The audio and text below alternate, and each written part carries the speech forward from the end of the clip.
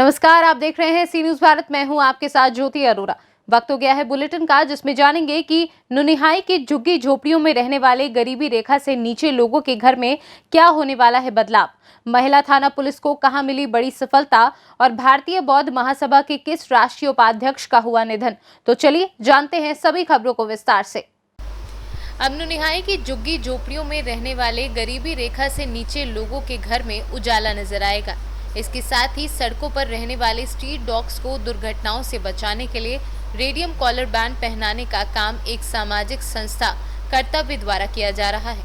अध्यक्ष अनुज गुप्ता द्वारा जानकारी देते हुए बताया गया कि एक कर्तव्य संस्था द्वारा रविवार को सोलर लाइट डोनेशन कार्यक्रम के तहत 50 सोलर लाइट झुग्गी झोपड़ियों में रहने वाले लोगों को प्रदान की जाएंगी, जिससे उनका घर भी रोशनी से रोशन हो सके। कोषाध्यक्ष अमित गौतम ने बताया कि कार्यक्रम के तहत स्ट्रीट डॉग्स के लिए 500 रेडियम कॉलर बैंड प्रदान किए जाएंगे, जिससे सड़क दुर्घटना में मरने वाले बेजुबान जीवों को बचाया जा सके।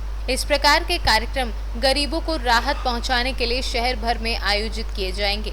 इस दौरान आर्यन गोस्वामी, विनीता अरोरा, खुशबू गुप्ता, काव्या दीक्षित ने शहरवासियों से गरीबों और बेजुबान जानवरों की सेवार्थ कार्य करने की अपील की। हमारी संस्था का मुख्य उद्देश्य एनवायरमेंट वेलफेयर, एनिमल वेलफेयर, वृद्ध एंड ओल्ड एज पीपल्स की मदद करना एंड ये यूथ ऑर्गेनाइजेशन है। ये पिछले 2 साल से आगरा में कार्यरत है। इन 2 सालों में 2 साल की कार्यकारिणी में हम लोगों ने देखा है कि आगरे में कुछ ऐसे लोग हैं जिनके पास झोपड़पट्टी तो है, बट उनकी शामें आज भी अंधकार में है। इसी अंधकार को उनको दूर करने के लिए हम लोगों ने ये सोलर लाइट्स बनवाई है, जो कि 2 घंटे में फुल चार्ज रहेंगी धूप की रोशनी में, और ये 8 से 10 घंटे का बैटरी बैकअप देंगे, जिससे उनकी शामें अंधकार दूर करेंगी, उनकी शामों का अंधकार दूर करेंगी। और साथ ही साथ हम लोगों ने देखा है कि जितने भी रोड साइड जो डॉग्स हैं, पपीज हैं, उन लोगों के आजकल बहुत ज़्यादा एक्सीडेंट हो रहे हैं। आगरा से सी न्यूज संवाददाता अनुज उपाध्याय की रिपोर्ट। इंदौर की महिला थाना पुलिस को बड़ी सफलता हाथ लगी है। पुलिस ने लुटेरी दुल्हन के मौसा मौसी को गिरफ्तार किया है। लुटेरी दुल्हन 5 राज्यों में कर चुकी है 4 झूठी शादी। राजस्थान के रहने वाले एक व्यक्ति की शिकायत पर पुलिस ने पूरी कार्यवाही की। लुटेरी दुल्हन अब भी पुलिस की गिरफ्त से बाहर है। उसकी तलाश पुलिस अलग अलग राज्यों में कर रही है। लुटेरी दुल्हन का एक मामला सामने आया है, क्या है पूरा मामला? ये एक फरियादी हमारे पास बाय पोस्ट एक शिकायत आई थी, जिस पर से जांच की गई और उसमें पाया गया जांच में जैसे कि एविडेंस वगैरह आवेदक ने बताए हैं जो राजस्थान का है, उसने जो एविडेंस दिए हैं उसके आधार पे ये चीज़ें पता चली है कि एक महिला जो है वो गोरनगर में रहती है, जिसके द्वारा अपने मौसा मौसी के साथ मिलके और 4 शादियाँ की गई है। प्रत्येक शादी करने पे वो पैसा लेते हैं और जेवर वगैरह लेके और वो महिला अपने ससुराल से चली जाती है और फिर 2-4-6 महीने बाद वो एक नई शादी कर लेती है। सर, इस महिला के कितने बच्चे थे और किन किन राज्यों में महिला ने शादी करी? इस महिला की सबसे पहली शादी करीबन 8 साल पहले हुई थी मुंबई में, महाराष्ट्र में। वहाँ से उसको एक बच्ची थी जो कि इसके मौसा मौसी जिसके साथ ये रहती है वही पाल रहे हैं। उसके बाद सेकंड मैरिज इसकी राजस्थान लिम्बाहेड़ा हुई थी, जिससे इसको कोई संतान नहीं थी। तीसरी शादी भी इसकी राजस्थान में हुई थी, जिससे इसकी 2 संतान हैं, जो कि आवेदक हमारे पास है, 2 लड़कियां हैं और वो भी आवेदक के पास ही छोड़ के आ गई। अभी एक आरोपी पकड़ाया है इनके साथ, वो कौन है इनके? जी मैडम, इसके साथ एक आरोपी और गिरफ्तार हुआ है, वो उसका क्या बैकग्राउंड है और क्या? नहीं, अभी महिला तो गिरफ्तार नहीं हुई है। जो लक्ष्मी जो महिला है जो आरोपी है, मुख्य आरोपी, वो अभी फरार है, वो गिरफ्तार नहीं हुई है। बाकी 2 जो उसके मौसा मौसी है उनको गिरफ्तार कर लिया गया है। ये कहाँ के रहने वाले हैं मौसा मौसी, और इनका क्या बैकग्राउंड है? ये मूलतः अशोकनगर के बता रहे हैं स्वयं को और कई सालों से ये इंदौर में ही निवास कर रहे हैं। गौरी नगर के आसपास ही इनका इनके पास से अभी तक लगभग कितना माल बरामद हुआ है? कुछ माल भी बरामद हुआ है इनके पास से? अभी इनकी रात में गिरफ्तारी हुई है। इनसे अभी पूछताछ और उसके लिए हम पुलिस रिमांड लेंगे और उसके बाद जो चीज़ें और ज़्यादा क्लियर होंगी। आपका नाम? उप निरीक्षक रश्मि पटेकर, महिला थाना इंदौर से सी न्यूज संवाददाता सुरेश बैरागी के साथ रेखा बैरागी की रिपोर्ट। भारतीय बौद्ध महासभा के राष्ट्रीय उपाध्यक्ष श्रद्धेय ब्रह्म आश्रय बौद्ध राहुल बौद्ध जी, जिनकी उम्र करीब 75 वर्षीय थी, जो पिछले करीब 3 माह से बीमार चल रहे थे, जिनका इलाज गोरखपुर रेलवे अस्पताल से लेकर लखनऊ पीजीआई तथा बीएचयू बनारस में हुआ और वर्तमान समय में करीब ठीक हो रहे थे कि अचानक तबीयत खराब हो जाने के कारण उन्हें पुनः रेलवे अस्पताल गोरखपुर के आईसीयू में भर्ती कराया गया है, जहां उनकी मौत हो गई है। आज उनके शव को उनके पैतृक गांव देवकली उर्फ चकिया पोस्ट बोदरवार जनपद कुशीनगर ले जाया गया। कुशीनगर से सी न्यूज़ संवाददाता छोटे लाल भारती की रिपोर्ट। मिर्जापुर जनपद के घासीपुर स्थित बाबा मंगलेश्वर महादेव मंदिर परिसर में अंतर जनपदीय कुश्ती दंगल का आयोजन किया गया।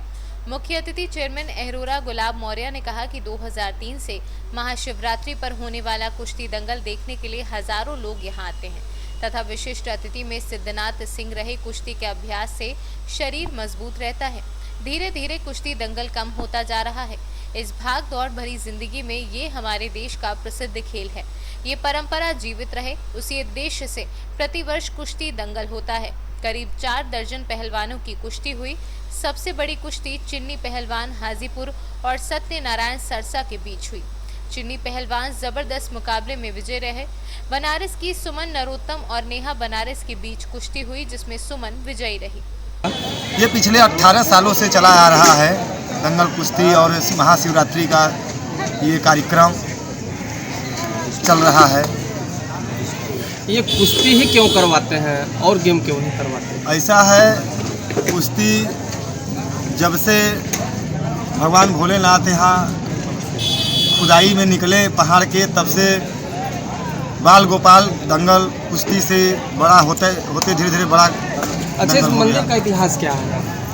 यह मंदिर जो है कि 2003 में पहाड़ खुदाई के समय 50 फीट नीचे जब धीरे धीरे खोदा गया तो उसमें साक्षात भगवान शंकर का शिवलिंग अर्घा सहित समेत देखा गया और उसके बाद से वहाँ पूजा अर्चना होने लगी। लोगों ने काफ़ी प्रयास किया तोड़ने के, लेकिन टूटा नहीं टूटा तो उसको साक्षात भगवान मानकर, भगवान शंकर मानकर एक बहुत बड़ा अद्भुत महिमा बाबा भोलेनाथ का यहाँ पर है, जो बहुत दूर दूर से आते हैं। अब यहाँ पर शादी विवाह होना शुरू हो गया है। और अच्छा, यहाँ पर आने पर कैसा महसूस होता है? यहाँ पर आने पर लगभग रोज 25-50-100 लोग आते हैं, जल चढ़ाते हैं, माताएं बहनें सभी लोग आते हैं और सुकून महसूस होता है और लोगों का मनोकामना पूर्ण होता है। और बहुत बड़े पैमाने पर बहुत दूर दराज से लोग यहाँ पर आना शुरू कर दिए हैं। कुछ ऐसा महिमा है, अपने आप स्वतः उत्पत्ति हुई 2003 में और उसके स्वतः शुरू में बाबा चंदेदास जो पुजारी थे, आज हम लोगों के बीच में नहीं है, उन्होंने बड़ा सेवा सत्कार भोलेनाथ का किया और धीरे धीरे बहुत बड़ा रूप लेकर के आज जो देख रहे हैं दंगल का मेले का आयोजन जो हो रहा है, सबके सहयोग से, सारे लोगों के सहयोग से बहुत बड़ा मेला होता है। और आप जैसे लोग पिछले साल से 2 साल से आ रहे हैं, आप लोगों का भी बहुत बड़ा धन्यवाद है और शुक्रगुजार ये मेला कमेटी है कि आप लोग आकर के बाबा मंगलेश्वर महादेव का जो है कि आप लोग चैनल पर चलाते हैं। तो बृहत्तर रूप में अब धीरे धीरे घासीपुर बसाणी में मंगलेश्वर महादेव को लोग दर्शन करने, जल चढ़ाने, जलाभिषेक करने आते हैं और बड़े पैमाने पर यहाँ पर मेला होता है। मिर्जापुर से सी न्यूज़ संवाददाता अनिल केशरी की रिपोर्ट। गुरुवार को नगर के प्रमुख शिवालयों में महाशिवरात्रि का पर्व श्रद्धा भाव के साथ मनाया गया। सुबह से ही शिवालयों में श्रद्धालुओं की कतार लगी रही। भोलेनाथ का अभिषेक किया गया। यहीं से शिव बारात प्रारंभ की गई। बारात नगर के मुख्य मार्गों से होती हुई निकली। शिव की बारात में शिव जी दूल्हा बने। दुर्गा चौक मंदिर पर शिव पार्वती विवाह का आयोजन किया गया। यहाँ धार्मिक श्रद्धालुओं ने पैर पखारे। नगर के शिवालयों में बारात का जगह जगह स्वागत सत्कार किया गया। विदिशा से सी न्यूज़ संवाददाता प्रदीप कुमार विश्वकर्मा की रिपोर्ट। अयोध्या जनपद में हनुमानगढ़ी महंत राजू दास जी महाराज ने उच्च न्यायालय के आदेशों के क्रम में राज्य सरकार ने जारी किए निर्देशों के संबंध में योगी आदित्यनाथ से विनम्र निवेदन किया है। जिस प्रकार से अखिलेश यादव जी के मौजूदगी में मुरादाबाद में पत्रकारों को मारा गया, पीटा गया और उसके बाद पत्रकार की ने पूछा तो अखिलेश जी ने कहा कि हाँ मारा। कितनी दुर्भाग्य की बात है, कितना निंदनीय बात है जो अखिलेश यादव पूरे देश में भोंपू बाजा लगाकर और चिल्लाते हैं कि देखिए कैसे गला घोटा जा रहा है, मोदी किस प्रकार गला घोट रहा है। ये क्या कर रहे हैं? नहीं, सही चीज को वो गलत साबित कर देते हैं और पूरे देश में बवंडर खड़ा करते हैं। और इन्होंने देखिए पत्रकार की स्वतंत्रता किस प्रकार हनन किया। पत्रकार ने सवाल पूछा तो उनको पिटाई करवा दिया। ये कितने दुर्भाग्य की बात है।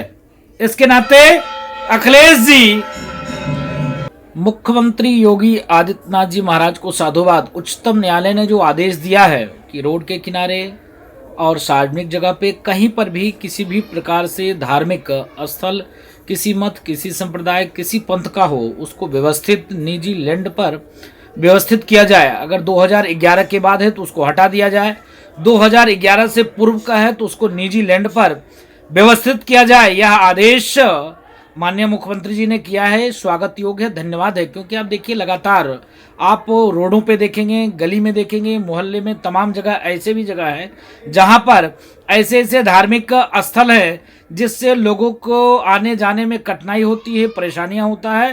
तो इसके नाते ऐसे योजना को सही ढंग से लागू करने के लिए माननीय मुख्यमंत्री जी ने जो शासन प्रशासन को जो निर्देश दिया है वो स्वागत योग्य है। मुख्यमंत्री योगी आदित्यनाथ जी महाराज को साधुवाद, धन्यवाद। अयोध्या से सी न्यूज संवाददाता अजय कुमार सिंह की रिपोर्ट। एटा जिलाधिकारी डॉक्टर विभा चहल एवं वरिष्ठ पुलिस अधीक्षक सुनील कुमार सिंह की संयुक्त छापामार कार्यवाही में कोतवाली देहात के प्रभारी निरीक्षक इंद्रेश पाल सिंह को कोतवाली देहात एटा पहुंचकर सस्पेंड किया। पता चला है कि प्रभारी निरीक्षक कोतवाली देहात अवैध शराब के काले कारोबार में लिप्त पाए गए हैं। डीएम व एसएसपी को अन्य अनियमितताएं भी मिली हैं, जिनके आधार पर सख्त कार्यवाही करते हुए योगी शासन की मंशा के अनुरूप भ्रष्टाचार के खिलाफ कड़ी कार्यवाही की गई है तथा प्रभारी निरीक्षक के खिलाफ थाना कोतवाली देहात में ही एफआईआर दर्ज कराई गई है। क्या उसमें पाया गया?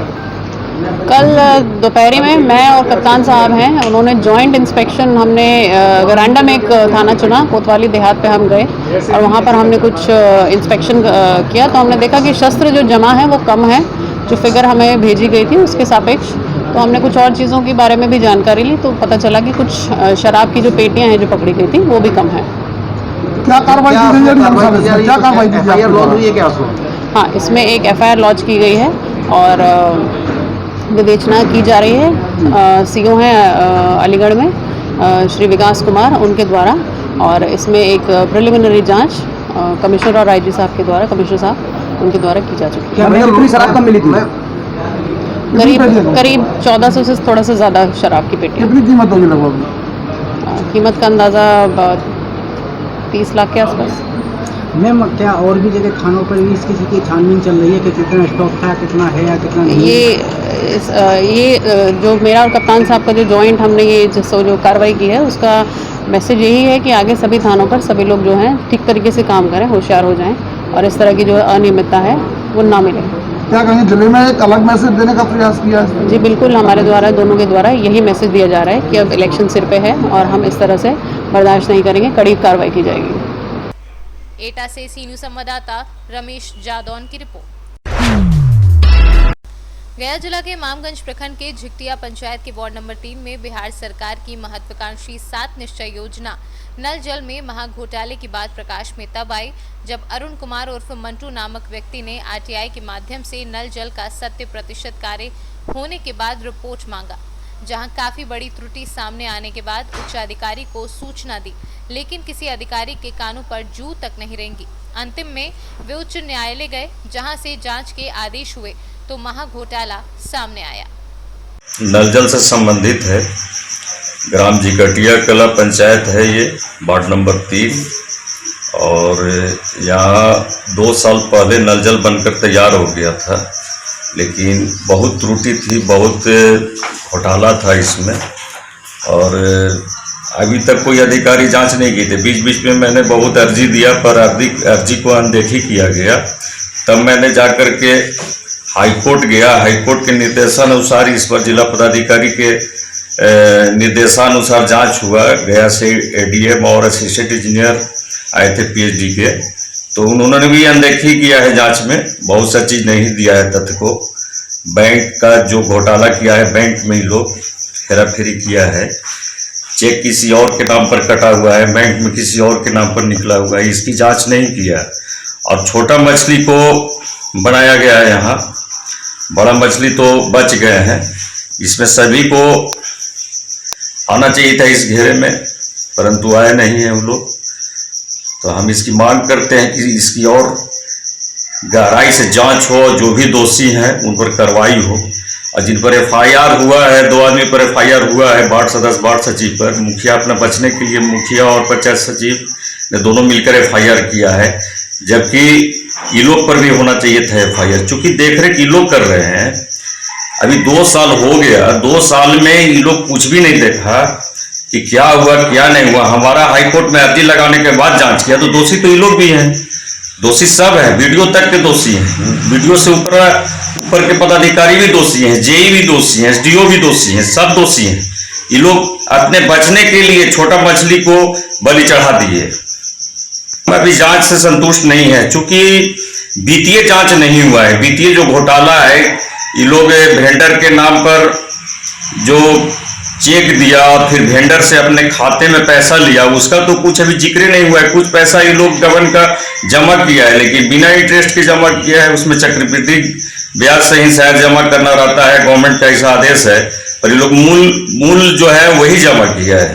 इसमें दोषी हैं वार्ड सदस्य है, वार्ड सचिव है, पंचायत सचिव है, मुखिया है, JPS हैं जो पंचायत सुपरवाइजर होते हैं प्रखंड के, इसके बाद JE है, SDO है, BDO भी है, इसमें ऑडिट भी हो गया है पिछले 2 साल पहले, ऑडिटर भी हैं, बिना देखे कैसे ऑडिट कर दिए। चाहते हैं कि जितने भी इसमें दोषी हो एक निष्पक्ष जांच हो, उच्चस्तरीय जांच हो, क्योंकि जिला तक के लोग जो भी जांच करने आ रहे हैं वो सब इसमें संलिप्त हैं। वो लोग जांच नहीं कर रहे हैं, अनदेखी कर रहे हैं, सबको बचा रहे हैं, अपने बचते हुए सबको बचा रहे हैं। क्योंकि मामला हाईकोर्ट का है, इसलिए हम फिर इसके लिए उच्च स्तरीय जांच के लिए मैं फिर हाईकोर्ट जाऊंगा। जानकारी मिली कि यहाँ जैसे यहाँ 2 टंकी का नल जल बनना था, 2 टंकी का बनना था, तो हम हमेशा कागज की मांग किए, नहीं दिया लोग। तो मैंने RTI से जब कागजात की मांग किया, उसको जब मैंने वेरिफिकेशन किया तो मैंने उसमें पाया कि यहाँ 2 टंकी था पर एक ही टंकी बना है। हमको कहना है कि आखिर JE कहाँ थे उस समय एक ही टंकी का स्ट्रक्चर क्यों लिया, जबकि एस्टीमेट में 2 टंकी का था, तो एक ही टंकी क्यों बना। इसके बावजूद जितने भी महादलित के घर हैं उनमें पानी आज भी नहीं जाता है, सारा पाइप की हालत खराब है, जर्जर है, पानी सब बह जाता है, इधर ही उधर ही बह जाता है, सुचारू ढंग से चलता भी नहीं है। जो अनुरक्षक है वार्ड सचिव, उसको 4-4 ठो पद मिला हुआ है, 4 पद पर काम करती है, जीविका में अलग काम करती है, उसको उसमें दिन भर फुर्सत नहीं मिलता है। पंचायत के शौचालय का कोऑर्डिनेटर भी है वो। इसके बाद ये पंचायत थी वार्ड सचिव भी है वो। हम चाहते हैं कि DM साहब स्वयं जांच करें, एक चीज की जांच करें, एस्टीमेट के अनुसार जांच करें, MB के अनुसार जांच करें, एक चीज की जांच, पाइप की क्वालिटी जांच करें। पाइप कहीं कहीं पर ऊपर ही दिखा रहा है, इसकी हर बिंदु पर जांच होनी चाहिए। पर जो भी अधिकारी जांच करने आ रहे हैं देखी करके चले जा रहे हैं, ढंग से जांच नहीं करते हैं। लोग सभी बचाने के फेरा में लगे हुए हैं। मेरा नाम अरुण कुमार, सामाजिक कार्यकर्ता, ग्राम झिकटिया कला, पोस्ट मैगरा, थाना इमामगंज, जिला गया। गया से सी न्यूज संवाददाता अशोक शर्मा की रिपोर्ट। जनपद कासगंज के सहावर के मामू भांजे पार्क में 2 बच्चे सेल्फी लेने के दौरान डूब गए। वहीं चेयरमैन जाहिदा सुल्तान के द्वारा रेस्क्यू ऑपरेशन चलाया गया, जिसके 1 घंटे बाद दोनों बच्चों को बरामद कर अस्पताल भेजा गया, जहां दोनों को मृत घोषित कर दिया गया। मौके पर मौजूद सफाई कर्मचारी रामेश्वर दयाल ने आनन फानन में घटना की जानकारी नगर पंचायत अध्यक्ष जाहिदा सुल्तान को दी और सूचना मिलते ही फौरन मौके पर पहुंचकर चेयरपर्सन जाहिदा सुल्तान ने गांव याकूतगंज से तैराकों को बुलाकर रेस्क्यू ऑपरेशन चलवाया। मेरा नाम रामेश्वर दयाल है और मैं यहाँ सफाई कर्मचारी हूँ। ये लड़के एक दूसरे का फोटो ले रहे थे, तो फोटो लेते समय मतलब एक लड़का डूबा, जो खींच रहा था उसने बचाया उसको, तो वो भी डूब गया उसमें। फिर मैंने धुंध मचाया, हल्ला मचाया, मतलब रुको रुको रुको जब तक वो डूब गए बेचारे। अच्छा, क्या क्या नाम बताए जा रहे हैं? समीर और गुरफान। कितनी उम्र है लगभग इनकी? एक की 18 साल है, एक की 13 साल है सर। तो क्या दोनों को मृत घोषित कर दिया गया है, क्या है? हाँ, खत्म हो गए दोनों। कितनी देर बाद मिले हैं ये दोनों? 1.25 घंटे बाद। कासगंज से सी न्यूज संवाददाता मानपाल सिंह की रिपोर्ट। बांसवाड़ा सहित आसपास के क्षेत्र में महाशिवरात्रि के पर्व पर शिवालयों में विशेष अनुष्ठान किए गए। घाटोल के शिव शक्ति परिसर स्थित महाकालेश्वर महादेव मंदिर में रामचरितमानस मंडल द्वारा सुंदरकांड सहित विशेष अनुष्ठान का आयोजन किया गया। महाशिवरात्रि की सुबह 4 बजे से ही दर्शन के लिए श्रद्धालुओं के आने का क्रम शुरू हो गया था। वहीं महाकालेश्वर महादेव मंदिर में भक्त दिनेश भोई, यश भोई, जितेंद्र कलाल, अर्जुन शर्मा, रोहित भोई व अन्य भक्तों द्वारा रात्रि 12 बजे शमशान से भस्म लाकर शिवलिंग बनाया गया, जो प्रमुख आकर्षण का केंद्र रहा।